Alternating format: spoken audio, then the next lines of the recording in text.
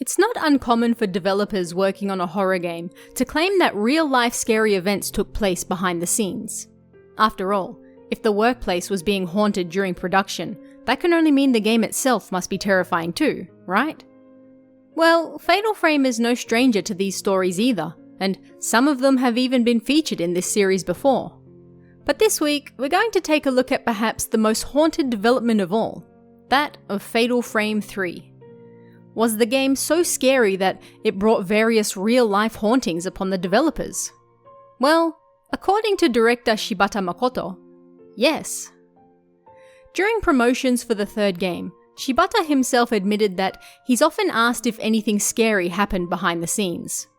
It seems that people want there to be something haunted, and knowledge of this will guarantee that the game will therefore be scary as well. Regardless of how you feel, Shibata shared several behind-the-scenes stories that you are, of course, free to believe or not to believe. If true, then they certainly made the office a terrifying place to be during development. Shibata admitted that before development began, he visited a shrine for a purification ceremony. This is fairly common in the horror entertainment world in Japan, and whether people believe in ghosts or not, it's a tradition that most carry out. Working with spirits, fake or otherwise, is basically an invitation to others, after all. Shibata has admitted that he didn't allow anyone to take part in a purification ceremony during the first game because he wanted them to be scared, although many still did. And then during development of the second game, these horrors followed him home. Having a haunted workplace is all fine and good, he said, as long as it doesn't follow you home. But it did. And so, for the third game, he finally decided to go. Yet, this ceremony did nothing for him, and in fact, seemed to make things worse. That very same day, he returned home and soon passed out with a 40-degree fever. Some of the other devs even joked that Shibata was actually an evil spirit, explaining how he got sick immediately after the purification. But this was just the start of what would prove to be an interesting development cycle. One of the first incidents relayed by Shibata was a haunting in the recording studio. A voice actor, he refused to say which, claimed that during recording they could hear somebody knocking on the door. The recording booths were, of course, soundproof, so it would be impossible for the actor to hear even if somebody was knocking, which nobody was. Recording continued, but then the actor stopped again. "Somebody keeps banging really loudly on the door. Is everything okay?" they asked, somewhat frightened, but nobody else could hear anything, and it wasn't being picked up on the recordings either.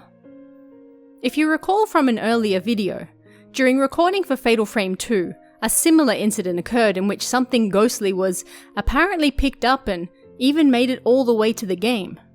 I'll include a link in the comments if you want to check that one out, but this time around, it appeared only the voice actor was hearing the disturbance.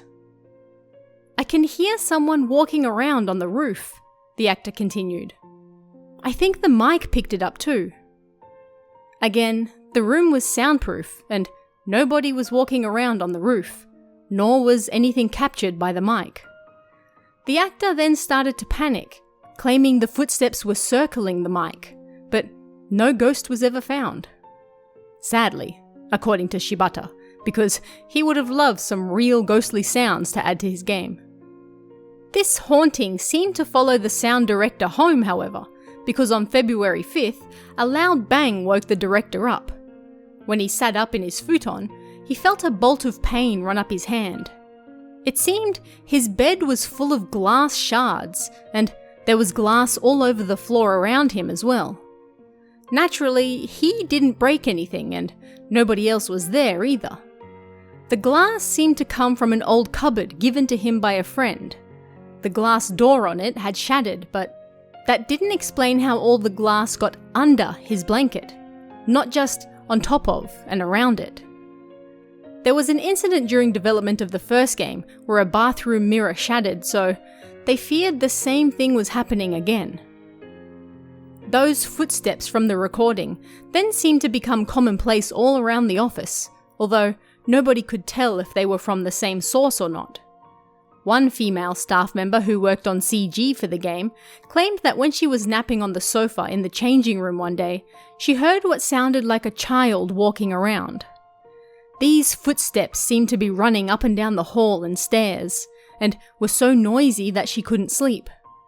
It was around 3 or 4 a.m, so the building was supposed to be empty. The footsteps finally disappeared around 5 a.m, when the cleaner showed up, but that wasn't the only occurrence of them. Another staff member claimed to hear footsteps coming from the men's toilets when they were making coffee one night around 11 p.m. The lights in the toilets were off, and he could hear it over the sound of the coffee machine, so it was too loud to simply be somebody walking around in the dark. Again, this wasn't the only time the staff member heard those same sounds, and they always came from that toilet. Scared, he fled and never checked to see what it might have been. That wasn't the only toilet haunting either. Is it ever? Another staff member from the CG department was in the toilets at around 4 a.m. one morning. When he was washing his hands, he looked up and saw the toilet door in the mirror. That door had a frosted glass window, and on the other side, he saw a red figure pass by. He froze for a moment and then ran for the door, but by the time he got there, nobody was on the other side. Another staff member from the company who didn't even work on the game, but rather in the International Affairs Department, also reported a strange occurrence in the women's toilets. When she sat down, she noticed 2 small handprints directly across from her on the other side of the door.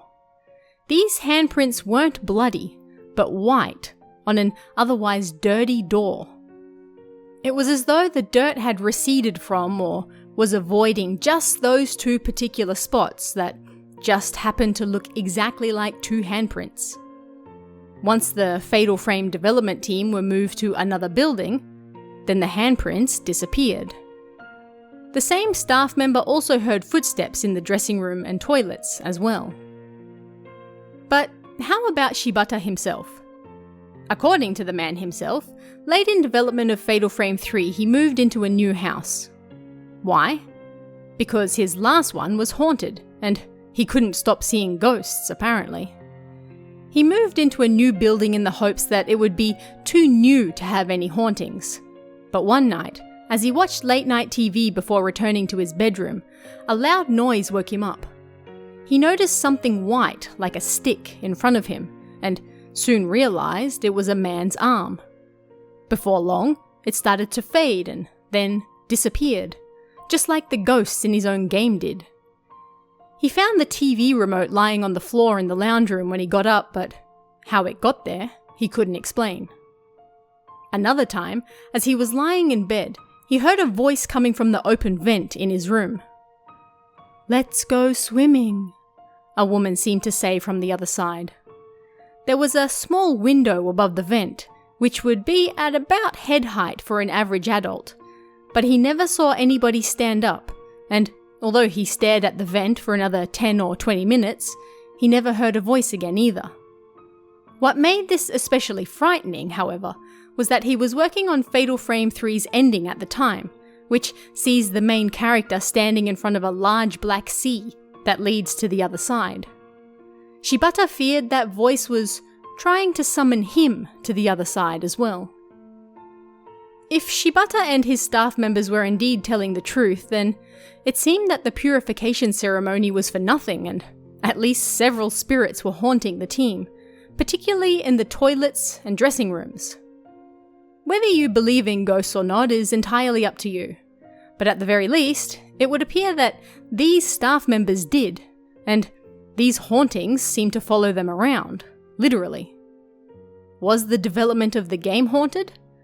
Well, maybe not the game itself, but the office certainly didn't sound okay.